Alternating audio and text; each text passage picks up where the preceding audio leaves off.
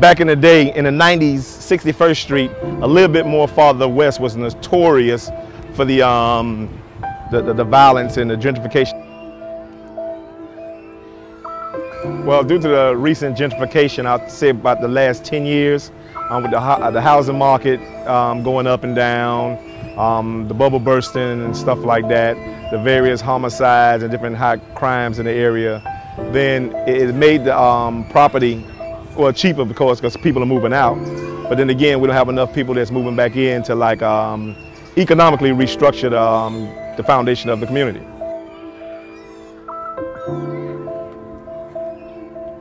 This is a classic example of what when I said earlier about Liberty City having rich history, but even richer possibilities.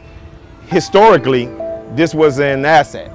Historically, it was founded on an asset because that means somebody was able to afford to build a duplex to earn income or extra income for their family and leave it out for generations.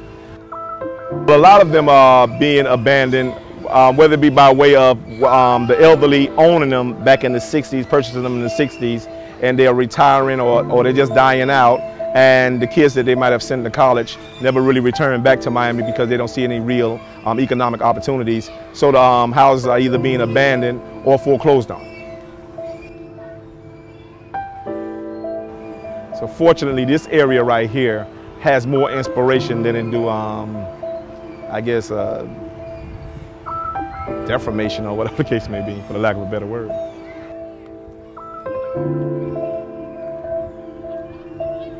Church of the Open Door is another historical church, particularly for this area in Liberty City.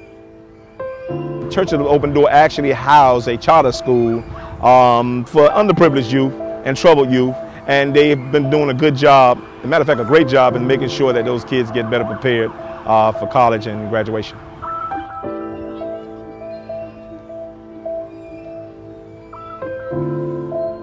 Placed on the corner right there is actually a union hall, right across the street from it. Across the street? Okay. That's a union hall. The green one is actually a cleaners, the dry cleaners. And it was, oh wow, it was open for a long time, but then after a while the deterioration set in and started to contaminate, you know, started to be a threat to the contamination of the water system, so it closed it down.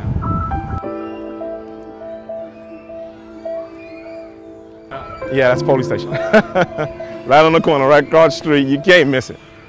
It doesn't look like all the police cars are housed in the back part of it. And they're one of the major partners of Tacosi Center too. So we do, especially when it comes to community relations, we do a lot of community relations meetings here as it pertains to hurricane awareness, preparedness, and all that stuff. Okay. Tacosi, and the good thing about it, Tacosi has two things going for it. It has a rich history, but they have an even richer possibilities.